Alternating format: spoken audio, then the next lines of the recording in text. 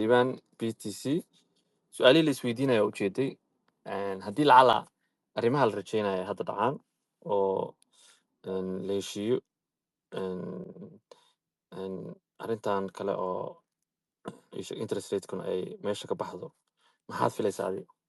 see buu noqon karaa marketka ama dhaqaalaha adduunka horta assalaamu calaykum waad wada salaamay kulligiin aniga horta been kuma sheegaya I'm looking at the big picture so aniga waxaas kaleeto I don't even care sheekadaaneta lacagta la daabacayo is gonna happen no matter what because that's how the system is designed so marmarsiyo iyo waxaasun baa la raadinoyaa meehe 2008 waxa waaye financial crisis ay ahayd 2020 coronavirus ay ahayd haddana marmarsiyo kaleeto and it sounds like what is it a trade war is just a good enough excuse oo lacag lagu daabaco so taas xataa way dhici kartaa in lagu suubinayo so lacag waa la daabacaa that's not no question about it laakiin xilliga la suubinayo la isku heg anina waxaa aaminsanahay sanadkaaneeta inay dhacayso insha allah but waxaan rabaa inaan idiin sheego sheekadaaneeta oo bull marketka la sheegayo yes ani waxaa aaminsanahay bull market weli wuu noo dhiman yahay yaaba isgaari but laakiin coinskaaneta u malaysiin inay noqonayso like last bull market I don't think it's gonna be like that because there's a lot more coins now than there was before haddaa ogtahay haddii kaleetabo there was not that many coins last time hadda retail markay imaadaan they have way many options meeshii $100 ee awal raqiiska ahaan jirtay maanta waxaa loo jeedaa wax $1 xataa ka yar oo fiirinayaan because they're not looking at waxaaneeta suuq project iyo waxaasita dadkaaneeta ma fiirinooyaan annagii suuqa cabaar ku jirnaaba xataa project fiirinayna because we're still looking at Ethereum we're still looking at Solana we're still looking at XRP nobody's really looking at projects they're just looking at narratives markii lagu daro wax raqiisa it doesn't look like maxaa koyaashii kuwii se loo ogaa ay kici jireen inay kacayaan but hadday kacaan xataa another thing aan rabaa aniga I don't want to in a buzzkill inaa idinku noqdo but laakiin hal wadan lee rabaa inaa idiin jeediyo anigana ma ku dheeraanay lacagtaaneeta lacag oo xalaal miya taas le adiga isweydii aniga I'm not gonna ask you anybody else inaa weydiisid anybody else xataa meeshaaneeta la sheegaya laisku diro xataa ha tegin because they don't tell you why ay xalaal uga dhigaan or why ay xaaraan uga dhigaan so lacag meeshaaneeta anywhere lacag ka suubi kartaa but laakiin lacagtaas iska hubi wax baraka ku jirta hadday tahay another thing aan rabaa inaa idiin sheego there's a signal meeshaaneeta oo everybody's missing every single thing hoose u dhacay laakiin bitcoin xoogu isku yaalay bitcoin hadday ugu hooseysay wuxuu gaaray 74 literally 12 months ago all time high markii ugu horeysay 74 gaaray ahayd this was right before the bitcoin halving haddaa xasuusatiin haddii kaleeto anaa markaas lagu eedeynaya la dhahaya waraa dad badanaa tareenka 74 saars korsiisay 50,000 hadda la marooyaa waxaas xitaa aniga lagu eedeynaya laakiin hadda wixii awal best case scenario ahaa hadda worst case scenario noo noqday in literally a one year mark at the same time the biggest trade war is the biggest tariffs aa dhacoyo and what happened the best case scenario yeah worst case scenario bisla noo noqday so we didn't even go dad badanaa sheegayay muxuu ahaa 60k 50k xataa 30 waa maqlayay mar so all I'm saying is xoogu isku yaala bitcoin kaaneeto intaa adiga sugi lahayd like coin yaa ma iisoo noqonaysaa look at what's happening the world is changing lacagtaaneeta bitcoin kaaneeto is slowly taking over ninkii oo secretary of treasury aba ku dhahayaba store of value waaye so adiga lacagtaada suuqaaneeto one of my best phrases maqlay waxaa waaye suuqaaneeto you don't come inaad lacag ka suubisid suuqaaneeto you come inaad lacagtaada ku garowgaraysid oo lacagtaadana meel ku ammaansatid that's why you come here so bitcoin hoos ka siiya salaam marka calaykum liban ba guys soo dhaweynaya liban soo dhow saaxiib war assalaamu calaykum bro sawirkaas inta kuu saarnaaba ka helaybo waaba iscadaysaba adiga ya we aad iyo aad sax ha war horta alaabtaneta oo aniga horta inaa isdaaliya maba aha anymore because everything I idiin sheegaya for the last 2 years waxaa ku aragteenba sheekadaaneta markuu Donald Trump uu wada qasqasay every single thing ya xataa coinyaasha Soomaalideena ay ka qaraabtaan xataa maba ka hadlaynaba because kuwaas wax laga hadla maba istaahilo laakiin stock marketka daa fiirisid wixii dhanba waxa waaye bear market ay kusoo wada noqdeen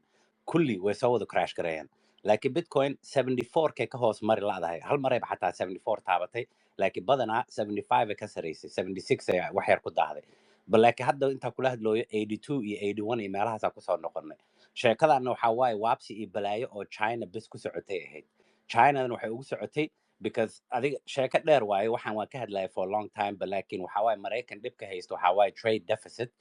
China and ayakana dhibka haysto waa trade surplus. That means China too many things ay haystaan ay rabaan inay gadaan waxay raadinayaan dad ka gato.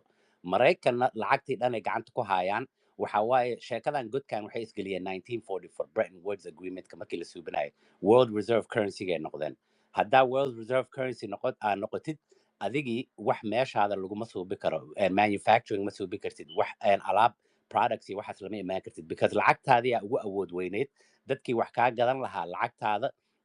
they cannot afford it. So waa ku qasban tahay inaa banaanka wax laga suubiyo oo adigiina inflation iyo lacagtan sixir bararka ah muxuu ahaa waxa uga gadatid. Hadhowna dadkaas waxay ku qasbanaanayaan stockskaaga S&P 500 iyo Nasdaq iyo waxaaseeto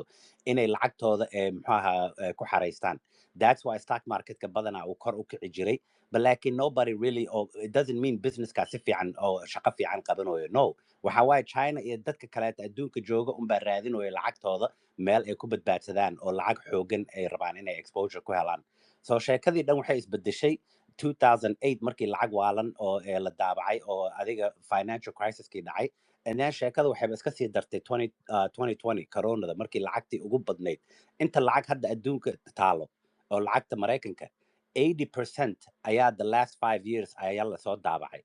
So only 20% uma ahayd hadda 80% aa lagu daray lacagta la soo daabacay. So China waxaas markay arkeen treasuries-kii iyo wixii lacagta Maraykan ay gashanayeen ay kala soo baxeen. Dahab ay ku jeesteen dahab ay rabeen inay gataan. And I think within 2 years dahabkay haysteen times 3 ay ka dhigeen say u gadanayeen. So Maraykan sheekadaanay u jeedaan waxay dhaheen annaga haddii lacagta bisaan haysano meeshaan oo lacagtii annaga inflation aan suubino oo waxba meeshaaneta soo saaray ka dhacaynin oo dadkii middle classka lacagtii iyo shaqadii iyo wixii ay ku waayeen maxaa dhici doona hadhow China hadday dhahaan lacagtaada ma rabno annaga wax walba haysanaa annagaa isku filan ama bitcoin ha u guuraan ama dahab ha u guuraan dadkii dhan adi ka soo qaad awowga iyo waxaasita malaay ay dabi jireen malaaygii way yaqaanay sida loo dabo laakiin waxa waaye new administration iyo whatever ay imaaday iyo new system hadda ilmihii wada dhashay dhan ma yaqaaniin malaay sida loo dabo waxay yaqaaniin si malaay loo cuno bis so dadkii malaayga awalku siin jiray hadday ku dhahaan mar dambe malaay kuma siinayno waxaasay ka cabsanayaan meeshaaneeta inaas muxuu ahaa you know what I mean financial starving inay ku dhacdo so calaa kulli xaal wuu isku dayey waabsiga iyo wuxuu isku dayi karo hadda waxay u ekaatay China inay xoog isku yeeshaan because way ogyihiin China meeshaaneeta waxay ku haystaan on top of that dollarka bis ma ahee waxyaala kaleetaa soo baxay hadda waa aragteen and Van Dyke one of the ETFs ka sheegeen Russia iyo China and trade deals kooda bitcoin ay ku suubinayeen so nobody oo dollar lagu waabsan kara ma jirto no more that's why odayga uga noqday sheekadaaneeto bitcoin hadda kor ay u xiimooso idinkiina with all due respect adduunka waxaana ka socdo shitcoin iyo balaaya waqti ku dilowsiin idinkiina shitcoinkii maxaa dhacay 2018 ethereum ka horta aniga kuwa kale maba ka hadlaayaba because ethereum aba aabihii hooyadii shitcoinka ahaa so 27 sano ka hor ethereum wuxuu marayay ayuu muxuu ahaa uu marayay shalayto hadduuna hadda kor u kicin so what I'm saying is nin 7 sano ethereum aruursanayay 1400 hadduu ku ritay isla maantana 1400kii unbuu haystay laakiin nin bitcoin hoos ka siinayay ilaa hadda waxa waaye ninkaasita xoog isku yaala 30% hadday ugu badnaato all time high unbaa hoos ka soo dhacnay store of value-ga lagu sheegayo lacagtaada badbaadsan lagu dhahaayo dowladaaneeta iska ilaali lagu dhahaayo waxaas dhanba way kuu xaqiijisa bitcoin maxaa kaleeto hadda u baahan tahay maxaa kaloo bursanaysaa I don't understand waxaan isku adduun maa joognaa mise ma joogno so ani waxaa idin dhawayaa sheekadaaneeto ha u qaadanin okay waxa waaye dhib yaraa dhacay coinkayga way soo noqon doontaa no waxay ku tustay coinkaaga inay waxba meesha ku haynin oo muxuu ah xamaasad iyo narrative bis inay hayso oo wax xaqiiqa ay meesha ku haynin wax adduunka ka xalinayna ay jirto because markii loo baahnaabo xoog way isku yeeli weysay so adiga say uga dhigan kartaa waxaaneeta wax maalgashi oo saaseta kuu caddeeyayba waxay tahay so all I'm saying is sheekadaaneeta hadduu ilaahay hadda na dhaafsiiyo it looks like inaaba dhaafnaye sida ibtiladaaneeta qabsatay waxaaneeta iyo sida xoog isku yeeshay bitcoin ha iloobina because sheekadan waxaa dhici karta inay again ay soo noqoto lacagtaadii iyo tabartaadii iyo mustaqbalkaagii ha ku aruurinin meel oo 7 sano kabacdi isla meesheedii joogto waaba roon tahayba isla meesheeda hadday joogto haddayba ka hooseyninba vitalicna haddii la rabo tartiib wax mar walba idinku damgareynayaa everything waa ujeedin so all I'm saying is canaan iyo waxba iga ma ahan walaalaha badbaadi ilaaha wax badbaadiya iga tahay bitcoinkiina hoos ka siiya maxaa iimaan daradiina xakameeya banaanka ka shaqaysta suuqaaneeto in laga shaqaysto looma imaanin you don't come to suuqaaneeto to make money you come to suuqaaneeto to grow your money. So saas u fahma waxaaneeto ha u imaanin meeshaan inaad lacag ka suubisid waxaa u imaataa meeshaan inaad lacagtaada badbaadsatid ee tartiib kugu korto shaqo haddaa rabtid lacag kordhis haddaa rabtid bax business bilaabo bax shaqo banaanka ka raadso meeshaaneeto waa qamaar lacagtaada ku qamaaran aa kusoo dhididay meel oo ku imaansan kartid oo ku badbaadsan kartid gasho bitcoin hoos ka siiya asalaamu calaykum ما شاء الله ما شاء الله ليبانو والله رنانت ادي اد iyo ادي اد BTC مهم baa kala ادي اد بيقو دوونتا ادي اد بيقو دوونتا بي تي سي waxa weeye waa meel dadkii oo dhan ay aruursanayaan dowladihii baa aruursanaya shirkadihii baa aruursanaya weeliska ugu waaweynaa ee dadkii lacagaha waaweyn haysta baa aruursanaya so haddii aad long term wax maal gashanayso aad rabti inaad haysi muddo yacni 2 sano 6 sano 10 sano haddaad rabti inaad haysi waa iibsatay kriptada keliya hadhowna hadba profit baa la bixi kadhaa hadba jab maaha inaadan faa'iido la baxayn mataqaanaa marka faa'iido weyn ku jirtaba xoogaa yar baa la bixi kadhaa cad yariisaa ku barka kortaa you know what's sad bro hadda waxaa waaye haddii koonyaashaaneeta oo qashinka ay soo noqdaan dadkii waxa dhanba iyo ibtaladii iyo xanuunkii dhanba way iloobayaan that's the crazy thing haddii waxaaneeta aa cashir ka baranin yaa qof walbaba adi haddaa u nooshahay qof wuxuu kuu sheego de waxaa u dhimanaysaa qofkaas inta hadduu ku dhaho maxaa aniga maan financial advice ku siiyey you know what I mean laakiin niyo horta aad baan kuu salaamay dhammaantiin waan salaamay soo dhow efro warniyo lii saaxiibkay aniga koinkayga kun gaara ka war saaxiibkay masugi kariyo بسم mise الله bidkana الرحمن kala الرحيم ورا adiga deeqadan ma iga dhaafsi saaxiib aniga kulli yaa haysaa adigana hal un baa ku dhagan tahay aniga all of them waa shit coins aa taagana maya fiiri maya midaas ku fahanno liya midaas ku fahanno there is what we call waxaa jirta waxa la dhaho waxaa la dhahaa mid walba mid bay ka daranta soo maaha horta wixii shitcoin ma kala dhaho aniga last time waxaa waaye waxaan isla joognay diamond isla joognay asxaab baan isla joognay and waxaan ka sheekeynay BTC almost 3 years ago aan ka sheekeynay compared to every coin Ethereum ilaa kan ugu dambeeya ka bilaabo waxaan aragnay xitaa haddaan dhahno iska dhaf xitaa waxyaalahan store value iyo iska daa xitaa price was haddaan dhahno oo maanta wax walbo dhace qofkii 3 years ago oo BTC ka gatay isagoo 69 isagoo maraa gatay iyo coinaka dhan iyaga all time high maraan gatay oo iibsaday maanta still the only coin of oo maxaa waaye faa'iido kugu jirtid waa BTC xitaa haddaan dhahno value so aniga waxaan dhahay haddii oo coinaka kale la iibsanayo haddii la iibsanayo lacalla you know because you cannot save everyone waa reality al rabin kasi everyone cannot be saved so lacalla haddaa la iibsanayo there's what you call reality check baa jira wax oo reality check baa jira ma fahmaysaa haddaa maanta aan ku dhaho coin hebel example ahaan very good example aan kusin karaa haddii maanta aan ku dhaho ethereum oo kale haddaan dhaho ethereum hadda this year waxaan dhihi karaa ilaa 25 ya gaari waa realistic target 3000 ya gaari waa realistic target okay but ka soo qaad dadka waxaan ka dhaadhicisay ethereum waxay gaari this year 10000 ya gaari this year 10,000 bay gaari micnaha marka I'm trying to mislead waxaan mislead garanayaa boqolkiiba xitaa the 10% bas inta ku jiraan oo new people yahay oo dad cusub meeshan ku jiro oo kirito ku cusub automatically maadaama Ivor suuqa ku jiro waxay dhahaa Ivor maadaama uu Ethereum 10,000 u gaaro 2025 waan iibsanaa ma fahmaysaa so tana ka soo rajoodo waa taas laakiin ma la isku raacay BTC habeen dhan baa sharaxay BTC has laid the foundation waa foundationka oo maanta gurigan ku taaganahay oo cryptocurrency yahay the foundationka maanta lagu taagan yahay waa BTC waa the mother and the father taa waan isku raacnay halkaas noo dhig waa the only project aan ognahay in the 2-3 years to come meesha maanta taagan tahay ma taagnaanayso xitaa hadday taagan tahay 150,000 maanta meesha taagan tahay maba taagnaanayso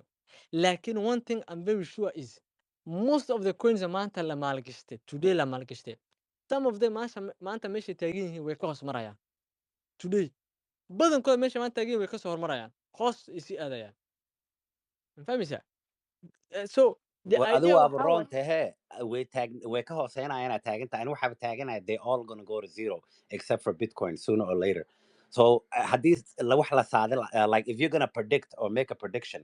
waxa fiican waxaan like you said I agree with you boqolkiiba boqol. Like I'll give you an example. Aniga waxaan dhahay Bitcoin 70k dib dambe looma arkayo. Waxaasay ani iskama dhihin. There's a reason why waxaas u dhahay. Hadii loo fiiriyo Bitcoin every single time of US president oo la dalbado whatever price oo Bitcoin marayo xilligaasayto weligiis looma arko again that price. So things like that or macquul hada wax you know me prediction subinaysid waa la suubi karaa. Last year hatta waxaan dhahay 100k la gaaraya. The reason why I would have it was around summertime ahead marka dhahay 100k la gaaraya. So the average Bitcoin will kaco every year hadii loo fiiriyo since bilowgii waxay ahayd somewhere between 70 to 100%. Xilligaas aan dhahay aniga 50k u maray Bitcoin 50% unbu kor u kacsanaa. That means we have another 50% to go. So it makes sense 100k in la gaaro. So if you're going to make a prediction, it has to make sense. Let's come like riyaha la imaanin meesha and then don't try to sugarcoat it as prediction. Exactly. So Lee, iyo dhammaan everyone, aniga what we like is mid, okay? Aniga Lee, weligay Lee like we have never talked. Only waxaa arkay most of his maxaa arkay waa postigiisa arkay. Lee usually muxuu soo dhigaa markuu iibsado maxaa way hoos ka sii dhahaa. One thing with Lee that dadka badankood aan ku arkin waxaa waaye I've never seen Lee confusing his emotions with what he's buying. Isagoo BTC rabo emotionkiisa kuma shaqeeyo. Lee wuxuu ku dhahay aniga muqdin waxaa way $100 gashana kuma dhihin maya. muqdin maxaa gashan 200 kuma dhihin. 1000 baan gashana kuma dhihin. $10 wata waan gashan ku dhahay full stop. Ha yaraato ha badnaato waan gashtay $10. Emotion la'aan. 80 mara wuu gashtay. 74 wuu gashtay. 90 wuu gashtay. 100 wuu gashtay. 60 wuu gashtay. He doesn't care asaga. Waa emotion la'aan. Taas baa laga hadlayaa. Suuqa markaa ku jirtid emotionkaaga banaanka soo dhig. We come here facts aan ka hadlaynaa. Talk numbers. It doesn't make sense. I think waxaa taagana Lee baa taagana gacanta raali noqo. Lee ku soo sorry. Ma you guys are good. Aniga duhura isku sii diyaarinaya like hal wax la rabay inaan raayigayga baxsado oo muxuu ahaa sheekadaaneeta oo suuqa. Horta ani waxaan aaminsanahay bull marketka weli uu noo dhiman yahay. Xataa iska dhaaf in la gaaray weli xataa lama dhadhaminin. Waxa aan sugaynina wax kale maaha. Waa xilligii oo quantitative easing, xilligii oo stimulus, xilligii oo money printing. Sheekadaas dhan way soo socotaa. The reason why ninkaaneta tariffs iyo waxaas uga backup gareeyay waxa waaye the 10-year yield hadii la fiiriyo sheekadaas si waalan ay u kacaysa. And this is one thing you don't want. To the moon mar walba waa dhahnaa, but you don't want that to go to the moon. Because waxa waaye, and on top of that, there was that dollar kaaneta waa deynta waaye. Nobody was buying deyntooda. China xataa waa aragteen waa tay dhahayeen central banks kooda ay ku dhahayeen dollarka ha gadanina. So على كل حال هذا waxaa loo baahan yahay money printing iyo waxaas markii uu soo galo stimulus iyo waxa la keeno. Markii la keeno aniga been idin ma sheegay qalad aan hayga fahmina waxaaneeta oo narrative kan iyo beentaaneeta shitcoin kan kulligood from Ethereum all the way to the bottom kulligood waxay meesha ku hayaan male.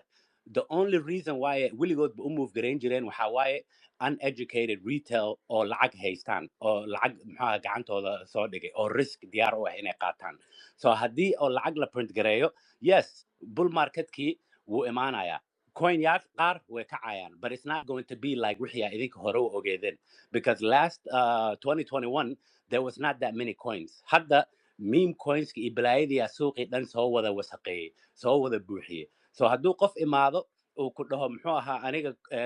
coin aan rabaa inaan gato ama lacag uu haystaa uu suuqan waxba ka aqoonin, he's not gonna buy Bitcoin hadduuna aqoon u lahayn because qaali ay la tahay. Ethereumna ma garanayo because qaali ay la tahay. Wuxuu arkayaa waxaaneeta oo taana iyo hal penny iyo waxaas ka yar uu lacagta la aadaya because ninkan wuu qamaarooya. Qamaarna wuxuu rabaa lacag yar inuu ka qamaaro ama miro badan inuu ka qaato. That's all you guys are waiting for. But like fundamentals iyo waxaaseeto long time ago Bitcoin idinka hartay and Bitcoin dominance is going to keep going up. So aniga haddaa chance qaadanaysiin, go ahead qaata chance ka laakiin ha isdhihina because project ka fiican uu kor u kacaya. No, qof baac un baa lacag ku rida meesha. That's all it is.